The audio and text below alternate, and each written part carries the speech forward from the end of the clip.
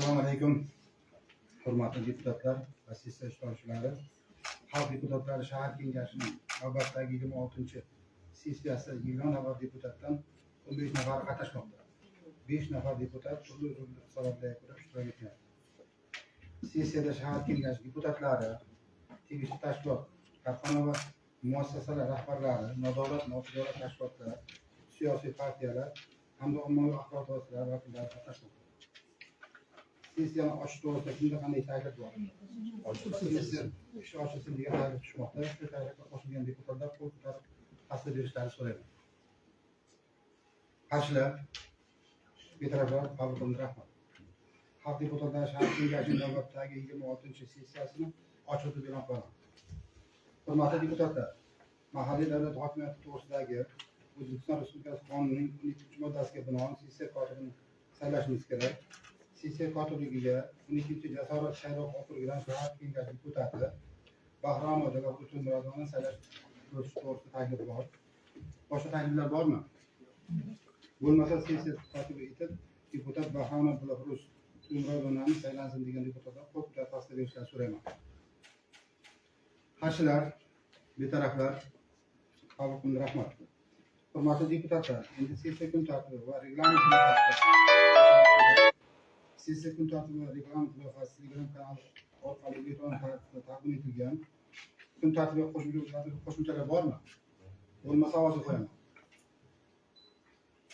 Qarshilar, betaraflar qabul qilindi. Rahmat. Hurmatli deputatlar, sessiya kun tartibidagi birinchi masala shaharda qonun ustuvorligini ta'minlash, qonuniylikni mustahkamlash, jinoyatchilik hamda huquqbuzarliklarning oldini olish va profilaktika qilish borasida 2026-yilning birinchi choragi davomida amalga oshirilgan ishlar to'g'risida shahar prokurori Shernazarov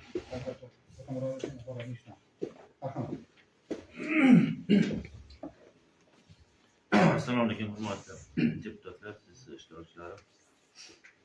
Shahar prokuraturasi tomonidan qonun ustuvorligini ta'minlash, fuqarolarning huquq va erkinliklarini, jamiyat va davlatning qonun bilan qo'riqlanadigan manfaatlarini himoya qilish, jinoyatchilik hamda huquqbuzarliklarni oldini olish va profilaktika qilish borasida joriy yil 3 oyda muayyan ishlar amalga oshirildi.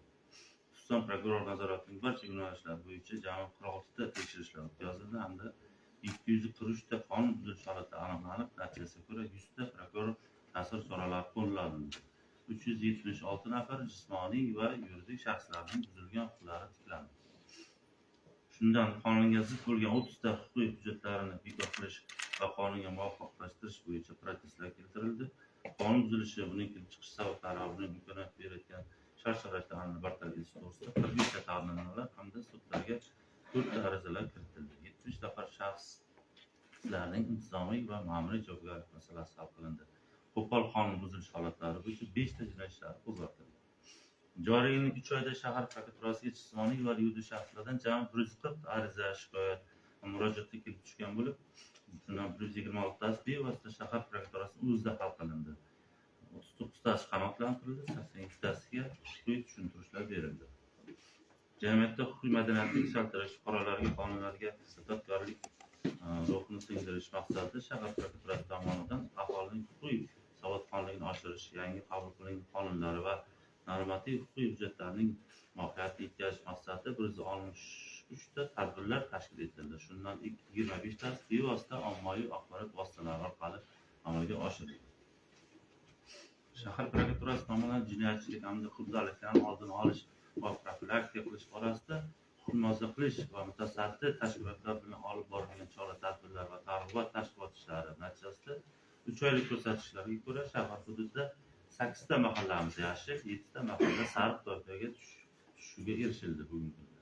Jumladan joriy yilning 3 oy davomida Yoshlik mahallasini 12 ta ko'p qavatli uylarini 18 ta kirish eshiklariga tashviqotlar tugmalari o'rnatilishi hamda shu mahallaning kirish va chiqish yo'llariga yuzlab avtomobillarni tanib olish video kuzatuv kameralar o'rnatilib, uchastka nozir xizmatxonasida kuzatuv markazi integratsiya qilinganligi hamda olib borilgan targ'ibot tadbirlari natijasiga ko'ra mahallada birorta ham mahalla jinoyati, ya'ni oldini olish mumkin bo'lgan jinoyatlar sodir etilishiga yo'l qo'yilmadi.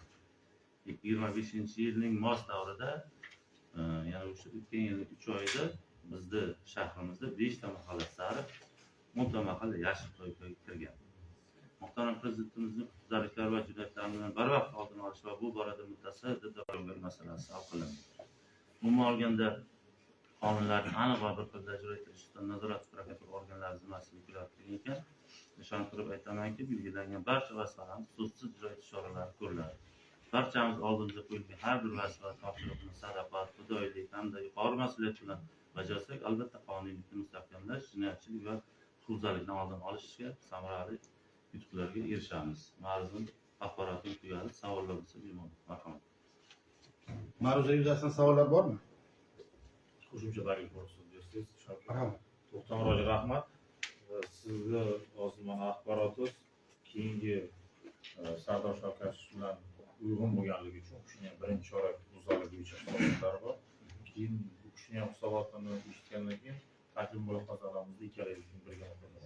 Xuddi shunday, mana hozir men jinoyatchilik sifralarga to'xtab o'tirganim yo'q. Ichki ishlar boshlig'imiz hozir u bo'yicha batafsil o'zini axborotida to'xtalib o'tadi. Rahmat. Sessiya kun tartibidagi ikkinchi masala 2026 yilning birinchi oyligi davomida shahar hududlarining oldini olish va ularning faqat kasb borasida olib borilgan ishlar to'g'risida shahar ichki ishlar bo'limi boshlig'i Sardor Shavkatov so'ramoqda. Markaz quruvchi prokurorlikning keyin o'quvchisi tasdiqlamasi. Alohida aytuvchisi. Assalomu alaykum, hurmatli sessiya ishtirokchilari, hurmatli deputatlar. Zarafshon shahrida huquqbuzarliklarni barvaqt oldini olish, jinoyatchilikka qarshi kurashish borasida bir qancha ishlar amalga oshirildi. 2026-yilning 3 oy mobaynida umumiy jinoyatlarimiz 44 ta bo'lib 51 ta o'tgan yili bo'lgan, 7 taga kamaygan umumiy jinoyatlar. Lekin bu bilan biz maqtanadigan joyimiz yo'q, sababi biz asosan oldini olish mumkin bo'lgan jinoyatlarga e'tibor qaratishimiz kerak. Oldini olish mumkin bo'lgan jinoyatlarimiz esa 21 tani tashkil etib 110% ga oshib ketdi. Bu voyaga yetmaganlar jinoyati ham, yoshlar jinoyati ham, ayollar jinoyati ham o'chishlar bo'lgan. Umumiy jinoyatlarni 100 ming aholi soniga nisbatan oladigan bo'lsak, 48,1% ga to'g'ri keladi. Bu 2025-yil 3 oyida o'tgan yili 56,1% ga tashkil etgan. Viloyatimizda 47,1% ni, respublikada esa 53,1% ni tashkil etadi. Joriy yilning 3 oyi davomida mana shu 21 ta oldi olish mumkin bo'lgan jinoyatlarni mahallalar kesimida tahlil qiladigan bo'lsak, bu demak 15 ta mahallaning 8 tasida, ya'ni 53,3% da jinoyatlar sodir etilmagan. O'zbekiston, Quruvchi, Muruntav, Dagustav, Bahor, Yoshlik, Istiqlol mahallalari yashil bo'lib qolyapti hamda Alisher Navoiy, Konchilar, Oltin Vodiy, Yangi Zarafshon, Tinchlik, Navro'z, Geolog mahallalari esa sariq mahalla toifasiga kiritilib, bu o'sha oldi olish mumkin bo'lgan jinoyatlar sodir etilgan. Qizil toifadagi mahallamiz yo'q. Yana bir narsaga to'xtalib o'tmoqchiman, hurmatli deputatlar. Bizda eng nima deydi, og'ir nuqtamiz bo'lib qolayotgan bu kiber jinoyatlar. Kiber jinoyatlar 79 ta kiber jinoyatni tashkil etib, o'tgan yilgi shu davrga nisbatan ham oshgan. Kiber jinoyatlarni oldini olish borasida nima deydi, ana u botlar yaratilgan. Shuni ham bir e'tiborlaringizga yetkazib qo'ygan bo'lardimki, buni kanallarimizda ham yurityapmiz. Anti-hack bot, Cyber Shield hamda SamCyber programmalari bor. Agar buni telefoningizga o'rnatsangiz yoki o'sha jamoaviy gruppalarda bu nimalar bo'ladigan bo'lsa, o'sha shaxslarga nima deydi, APK formatda keladigan fayllarni to'g'ridan to'g'ri o'chirib yuboradi va biz o'sha kiber jinoyatlarni oldini olgan bo'lamiz. Hurmatli deputatlar, biz 2026-yilning o'tgan 3 oy davomida prezidentimizning birinchi sonli qarori bilan belgilab berilgan jinoyatchilikdan xoli mahalla tamoyili asosida ishlarni tashkil qilganmiz. Jinoyatchilikka qarshi kurash bu albatta faqat ichki ishlar organlarining vazifasi emas, balki bu ijtimoiy kasallikka qarshi qaratilgan umumiy kurash deb bilamiz. Shu maqsadda hisobot davrida quyidagi profilaktik tadbirlarni biz amalga oshirdik.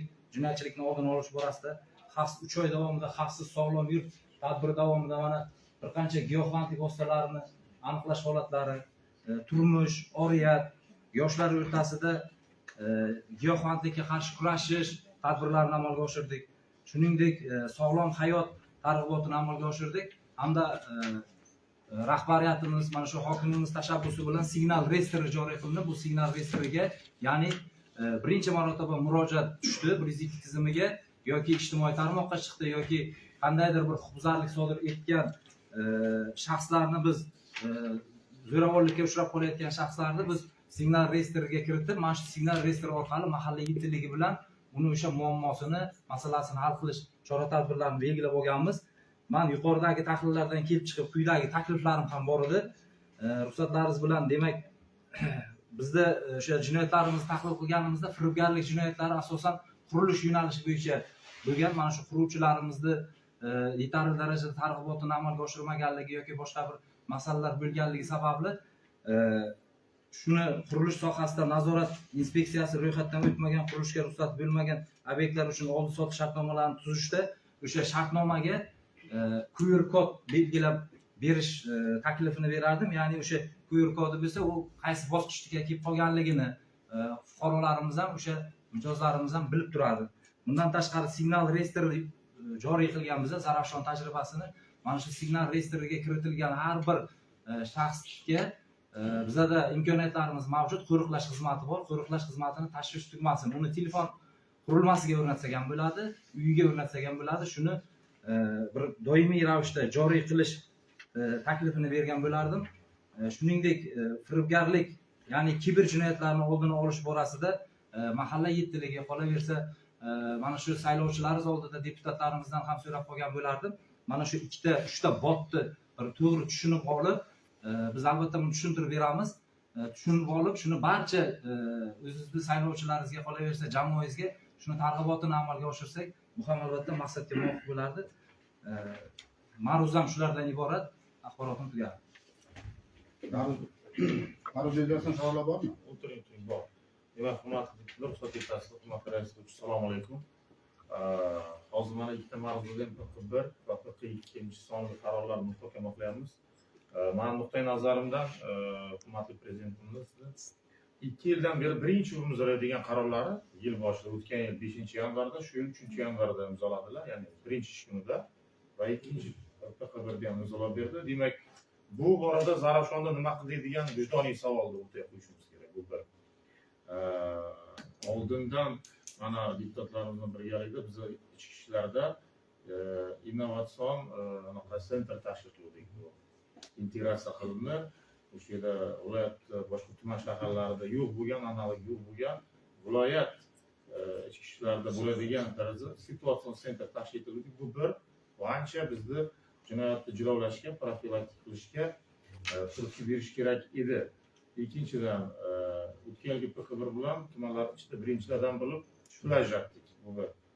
Ikkinchidan, normativ qo'yishga rahmat 3 million yana PXB bilan ajratdilar.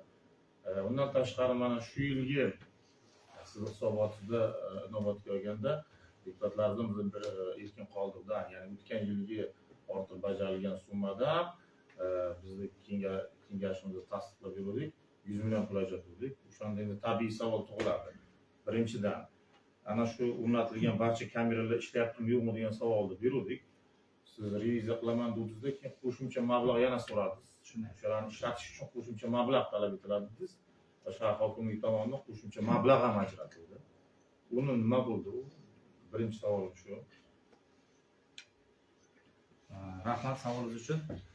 Bu to'g'ri, biz situatsion markaz tashkil qilganmiz. Situatsion markazda o'sha ajratilgan mablag'larni to'liq mana shu 500 millionni ham undan oldingi o'tin byudjetdan olingan mablag'ni va qolaversa uni o'sha qolgan uskunalarini olish, kameralarni o'sha to'liq jihozlash maqsadida olingan mablag'larni ham to'liq sarflab uni albomini qilganmiz. Albomini ham taqdim qilaman. Qilingan ishlarimizni hammasi sarf hisobi bor.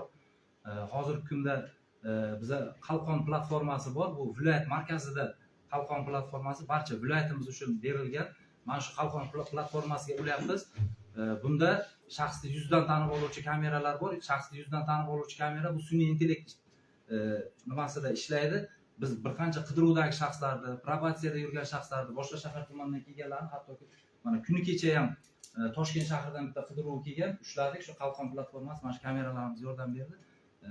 Jazo muqarrarligini ta'minlash bo'yicha masalalarni nima qildik. Bu yana baribir kamchiliklarimiz bor. To'g'ri, bu bilan jinoyatni oldini oldik, to'xtatib oldik deyolmaymiz.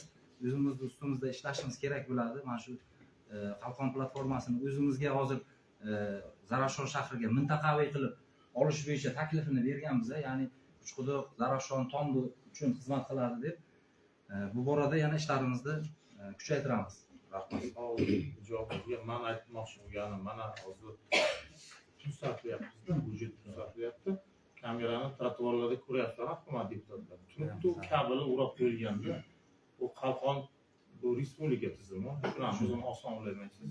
Lekin o'zingizga ulash uchun sizga o'shani mantiqiy tugatish uchun sizga mablag' ajratilgan. Hech bo'lmasa o'zingizga ulang, o'zingizni Buni qildik. Situatsion sentriga. O'zimiz situatsion sentrga uladik. To'g'risi buni biz vazirligimizga ham taklif berganmiz. Bu bo'yicha bizga alohida bir shtat yoki nima yo'q. Buni doimiy mana shamol bo'lyapti, har xil holat bo'ladi, doimiy buzilish holatlari bo'ladi. Buni o'sha elektriklarimizga, obodonga iltimos qilib nima qilyapmiz. Shu bo'yicha ham bir takliflarim bor, hali yana nima qilamiz.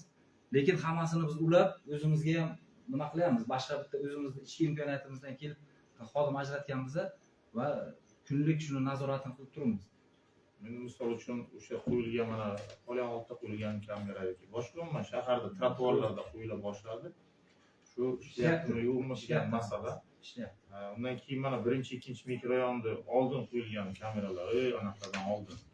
Oldin nima Ular qilyapti? ishladimi? Qani Dilnoza Usmonova? Assalomu alaykum. Unga ham alohida pul ajratdik deputatlar. Yo'q, bular ishlagani 3 ta ko'p qavatli uyga oldin qo'yilgan 2020-yil o'sha karantindan oldin qo'yilgan. Hozir biz uchastkovoy bilan o'shani sverka qilib chiqqanimizga aholi o'rtasida o'sha targ'ibotimiz natijasida ham yangi uylar kamera qo'yildi, lekin o'sha eski kameralar bo'lganligi uchun ular olib birontasi ishlagan. Eski kameralar Olib yangi to'liq bo'lgani yo'q. Sababi o'sha mablag' u birjaga chiqarildi, sal vaqt nima talab qilar ekan. O'sha buxgalter bilan Qahramon aka bilan mas'ul xodim biriktirganman. Shug'ullanyapti. Bu ishlar to'liq tugatilgani yo'q. Hali masalamiz juda ham ko'proq bo'ladi Shoh Mirzayevga. Ajratilgan mablag'ni nazoratini olib, keyin anaqa bozorga ham ajratiladi mablag'ni qilib. Kamerasini oldik hozir. O'rnatish masalasini ko'ryapmiz. Mana oxirida yetkazish kerak. Yordam bo'ladi. Nima? Ulash masalasi, ishtirok, avtomatik yozish masalasi. Biz bunaqaga bo'layotgan bor ekan, shunaqa baza bor ekan. Stoyankaga ishtirokni birdan uni Gayni platformasi bor. Uni maqsak bo'ladi. Men Gayn viloyat yo'l xavfsizligi boshqarmasi bilan gaplashib, uni birgalikda nima qilamiz.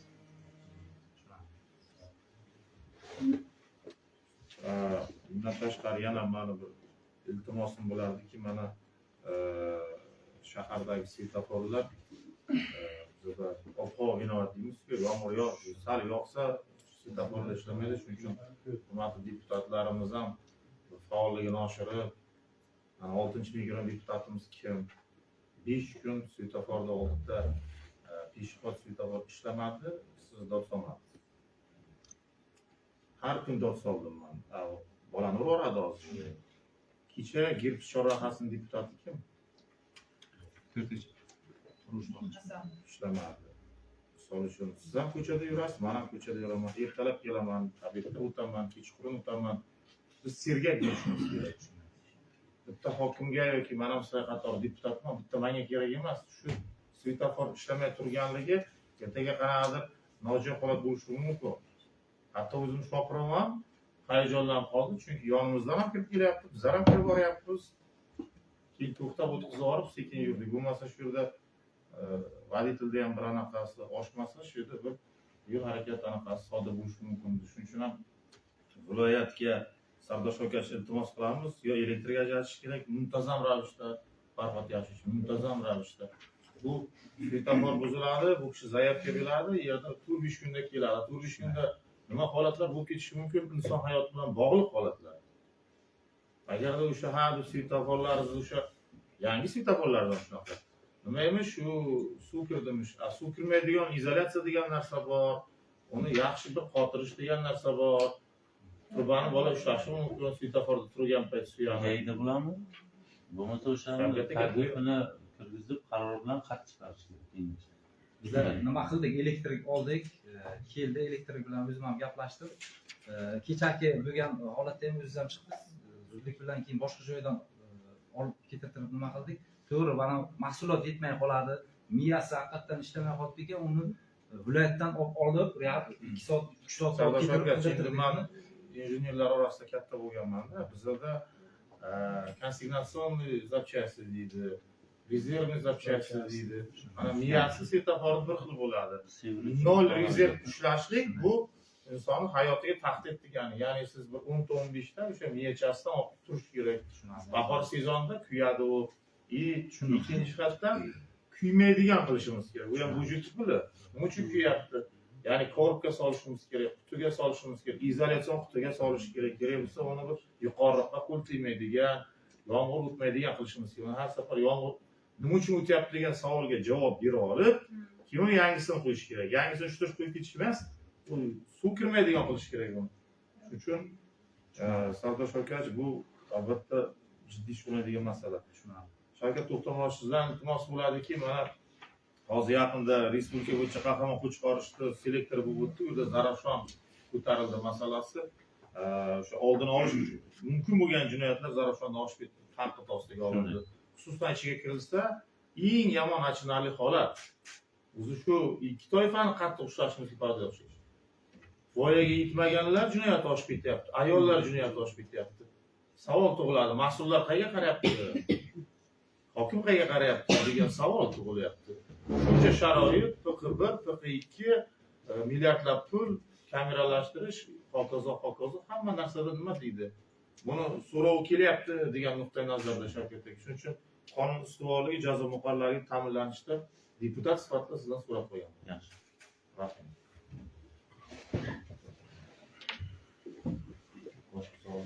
Kuntarda masala yuzasidan boshqa so'zga chiquvchilar bormi?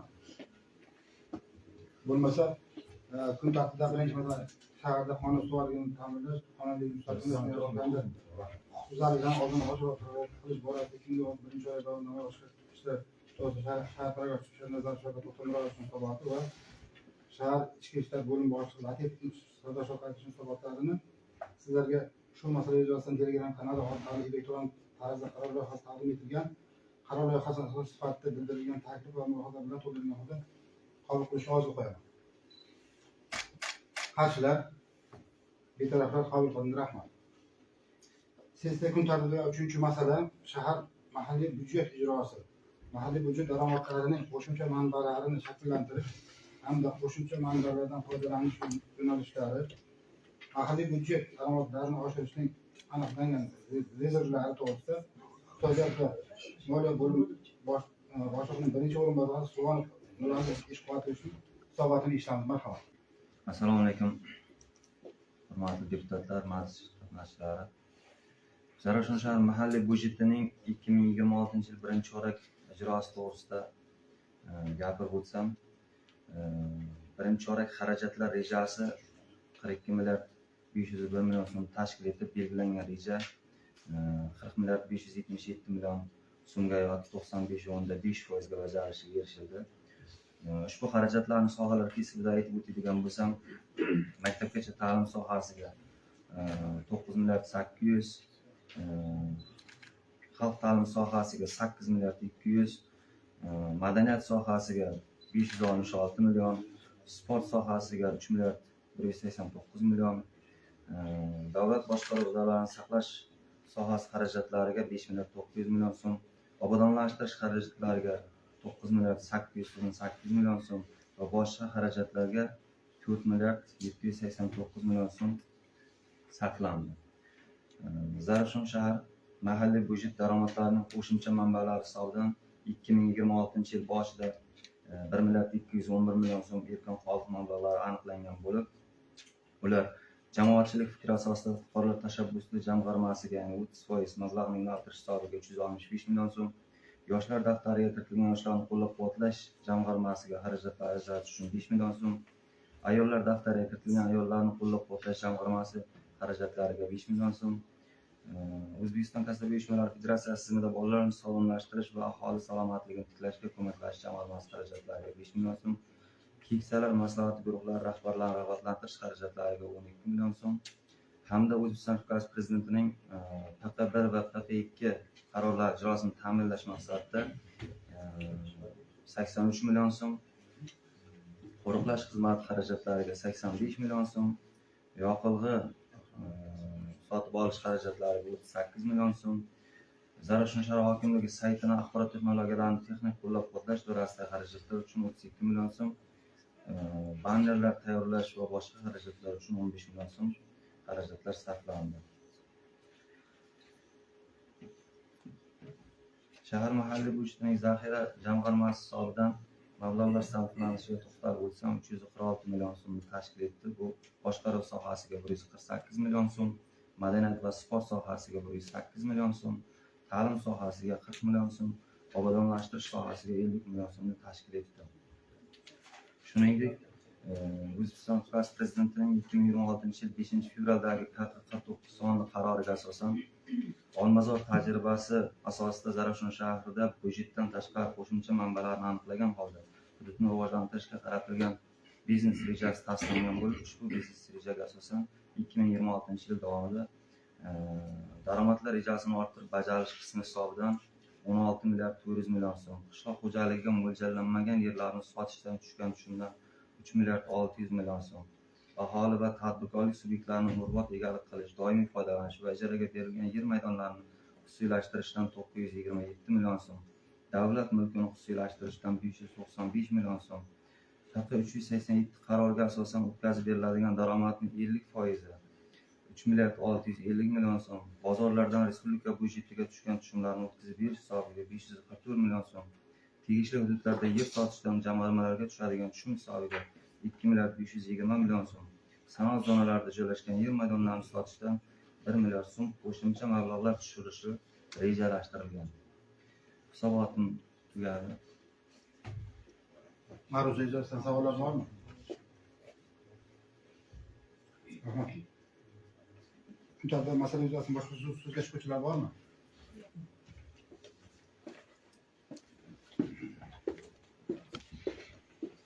Bo'lmasa sizlarga ushbu masala yuzasidan Telegram kanali orqali elektron tarzda qaror loyihasi taqdim etilgan. Qaror loyihasini asos sifatida bildirilgan taklif va mulohazalar bilan to'ldirilgan holda qabul qilishni vojib qo'yaman. Qarshilar, betaraflar qabul qilindi. Rahmat. Sessiya kun tartibida 4-masala shahar mahalliy byudjet daromadlari bajarilishi holati, qo'shimcha rezervlarni aniqlash bo'yicha qilingan ishlar, soliqlar va boshqa majburiy to'lovlar kesimida byudjetga hisoblangan va amalda to'langanligi soliq qarzdorligi to'g'risida shahar soliq inspeksiya rahbari Bahrom Rashidov hisobotini ishlamiz.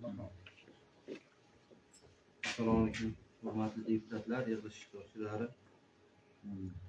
Davlatimiz rahbari tomonidan soliq tizimida olib borilayotgan keng ko'lamli islohotlar natijasida mamlakatimizda soliq sohasida mutlaqo yangi, adolatli, shaffof va izchil tizim yaratilib, buning isbot sifatida soliq tushumlarining o'sishi tadbirkorlik subyektlarini sonini ortishda yaqqol ko'rishimiz mumkin. Zarafshon shahar byudjet daromadlariga 2026 yil uchun belgilangan 33 milliard 748 million so'm prognoz belgilangan yillik. Shundan haqiqatda bugungi kunda 8 milliard 274 million so'mga yoki 25% ga bajarilgan. Birinchi chorak rejamizga keladigan bo'lsak, 7 milliard 321 million so'm prognoz haqiqatda 8 milliard 274 million so'mga yoki 113% ga bajarildi. Tushumlar miqdori o'tgan yilning yanvar-mart oylariga nisbatan 1 milliard 502 million so'mga yoki 122% ga o'sish ta'minlandi. Soliq tushumlarini o'sish taxmin qiladigan bo'lsak, jismoniy shaxslardan olinadigan daromad solig'i o'tgan yilga nisbatan 1 milliard 640 million so'm tushum tushgan. Shuningdek, jismoniy shaxslar olinadigan mol-mulk yer solig'i o'tgan yilga nisbatan 1 milliard 652 million so'm byudjetga undirilgan.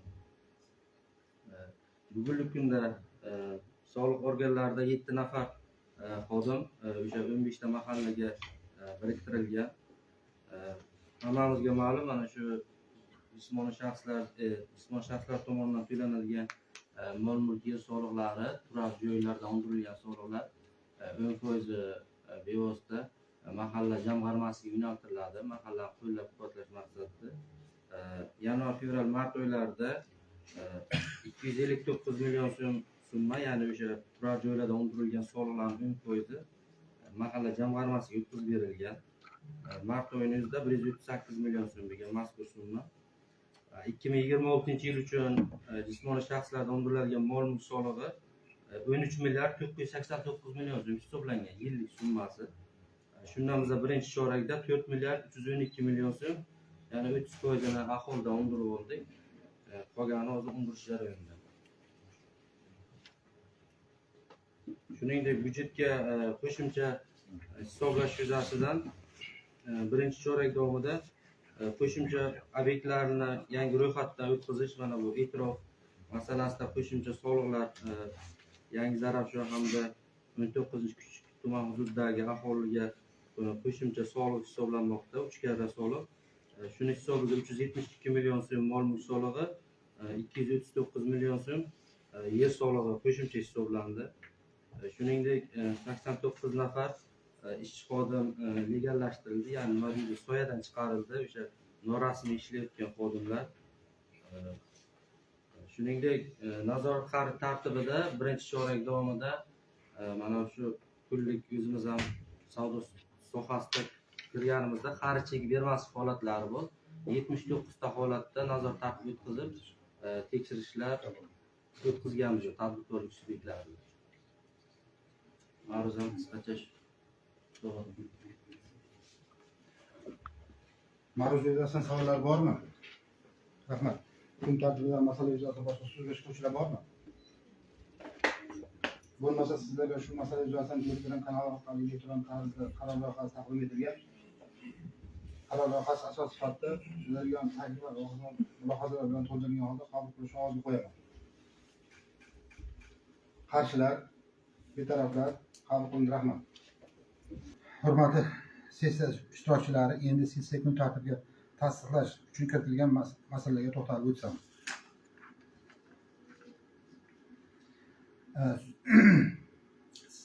Sessiya kun tartibiga kiritilgan masala shaharda atrof muhitni muhofaza qilish borasida 2026 yilning birinchi choragi davomida amalga oshirilgan ishlar to'g'risida Zarafshon shahar ekologiya atrof muhitni muhofaza qilish inspeksiyasi mutaxassisi Bahronov Niyozning hisoboti.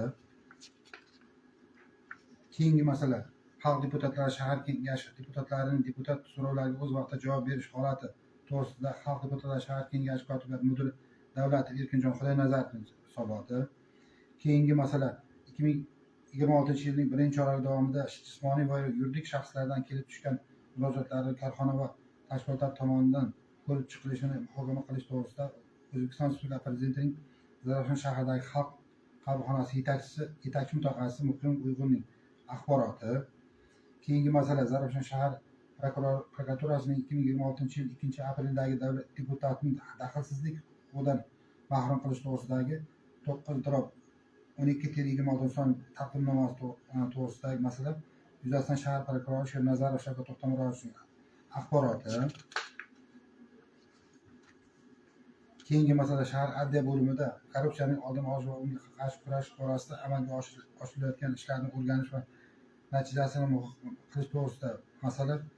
Keyingi masala xalq deputatlari Zarafshon shahar kengashining 2026 yil Zarafshon shahri bo'yicha alkogol mahsulotlarini realizatsiya qilish hamda umumiy ovqatlanish korxonalari tomonidan alkogol mahsulotlarini realizatsiya qilish uchun yig'imlarning cheklangan stavkalarini oshirish to'g'risida 2026 yil 24 fevraldagi 7-31-5-78-78-K-26-son qaroriga qo'shimcha kiritish to'g'risida masala. Keyingi masala shahar obodonlashtirish boshqarmasi tomonidan taqdim etilgan dastlabki va yakuniy manzilli ro'yxatni tasdiqlash to'g'risida masala. Keyingi masala Zarafshon shahrida ilk rivojlanish markazi faoliyatini tasdiqlash to'g'risida masala. Masalalar. Sizlarga ushbu masalalar yuzasidan Telegram kanali orqali elektron tarzda qaror loyihasi taqdim etilgan. Qaror loyihasini asos sifatida bildirilgan taklif va mulohazalar bilan to'ldirilgan holda qabul qilishni ovozga qo'yaman. Qarshilar, betaraflar qabul qilindi. Rahmat. Xalq deputatlari shahar kengashi sessiyasi kun tartibiga kiritilgan barcha masalalar muhokama etib bo'lindi. Xalq deputatlar shahar kengashining navbatdagi 26 sessiyasini yopiq deb e'lon qilaman. Xayr, salomat bo'linglar.